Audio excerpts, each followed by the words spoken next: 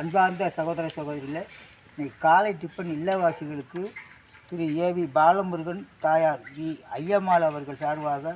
இட்லி வழங்க வந்திருக்கும் அவர்களுடைய உறவினர்கள் நண்பர்களை இல்லவாசிகள் சார்பாக வருக வரவேற்றோம். சுவையான காலை இட்லி வழங்கிய ஏவி பாலமுருகன் அவர்களுக்கு குடும்பத்தாருக்கு நன்றியை தெரிவித்துக் கொண்டு,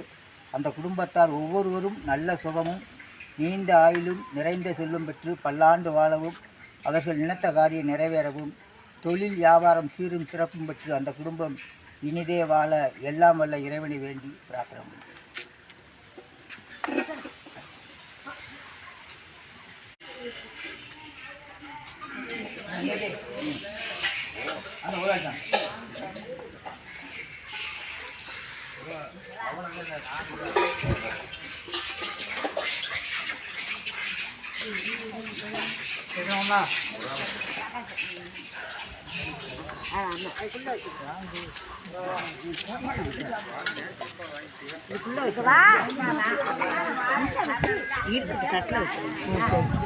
வாங்கயா